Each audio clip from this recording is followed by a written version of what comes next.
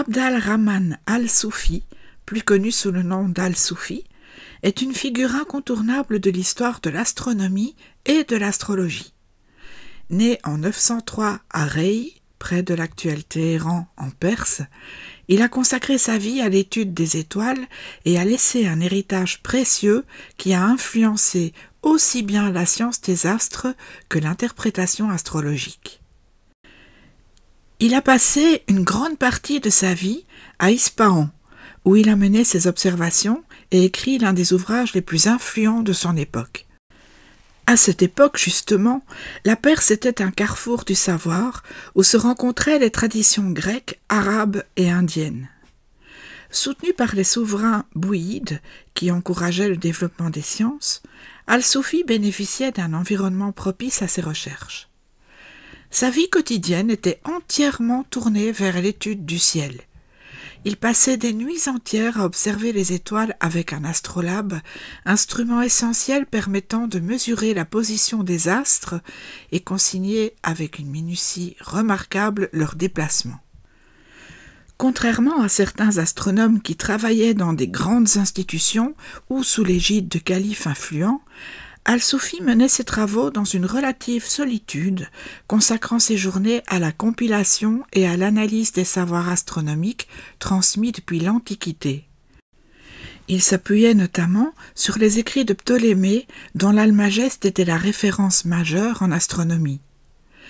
Mais loin de se contenter de retranscrire ce qui existait déjà, il s'est attaché à vérifier les données, à les corriger et à les enrichir en intégrant les observations et les connaissances des astronomes arabes et perses. Son œuvre la plus célèbre, le livre des étoiles fixes, achevé en 964, est une véritable révolution dans l'étude du ciel. Ce traité, illustré de dessins précis des constellations, décrit 48 formations stellaires et compare leurs représentations selon les traditions grecques et arabes. Pour la première fois, il introduit une innovation majeure en dessinant chaque constellation sous deux angles, telle qu'elle apparaît dans le ciel et telle qu'elle se reflète sur un globe céleste. Cette double représentation témoigne de son souci du détail et de sa rigueur scientifique. Il ne se limite pas à un travail d'astronome, il explore aussi la portée astrologique des étoiles fixes, ces astres qui semblent immobiles par rapport aux autres corps célestes et qui, dans la tradition astrologique persane, jouent un rôle central dans l'interprétation des destins humains. Contrairement à l'astrologie occidentale qui se concentre surtout sur l'influence des planètes et des signes du zodiaque, l'astrologie persane, nourrie par les travaux d'al-Soufi, accorde une importance primordiale aux étoiles fixes. Certaines étaient considérées comme bénéfiques et porteuses de protection, d'autres comme annonciatrices de défis ou de périodes difficiles. Aldébaran, par exemple, cette étoile rougeoyante de la constellation du Taureau, était perçue comme un symbole de pouvoir et de richesse. Rigel, dans la constellation d'Orion, était associé à la force et au succès, mais aussi aux épreuves nécessaires pour y parvenir. Deneb, dans la constellation du Cygne, était relié à la sagesse et à la longévité. Ces étoiles étaient observées avec attention par les astrologues de son époque, car elles permettaient d'affiner les prédictions en fonction de leur position par rapport aux planètes et aux signes. Al-Soufi ne s'est pas contenté de théories et de calculs. Il a aussi laissé une trace indélébile dans l'observation astronomique. Il est notamment le premier à avoir décrit la galaxie d'Andromède, bien avant que l'on ne comprenne qu'il s'agissait d'un système distinct de la Voie lactée.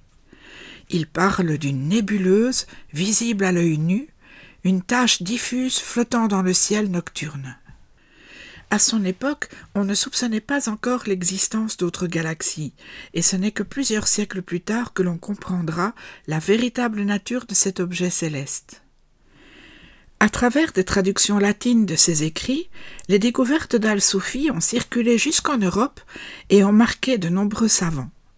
Son nom figure parmi les plus grands astronomes de l'âge d'or islamique, et plusieurs étoiles portent encore aujourd'hui des noms arabes grâce à son travail de classification. Il a permis la transmission des connaissances célestes sur des siècles, posant des bases qui seront reprises et perfectionnées bien après sa mort. Mais son héritage ne se limite pas à la science pure. Il a aussi contribué à une vision plus large du cosmos, où l'étude des astres ne se réduisait pas à des calculs et des mesures, mais s'inscrivait dans une compréhension plus profonde des influences célestes sur la vie humaine.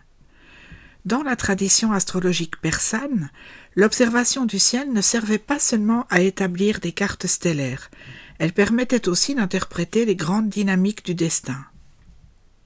Al-Soufi s'est éteint en 986, après une vie entièrement dédiée aux étoiles. Il laisse derrière lui un savoir qui continue d'inspirer aussi bien les astronomes que les astrologues. Son travail rappelle que l'observation du ciel est un dialogue entre la science et la quête des sens, entre la précision des mesures et l'intuition des influences invisibles.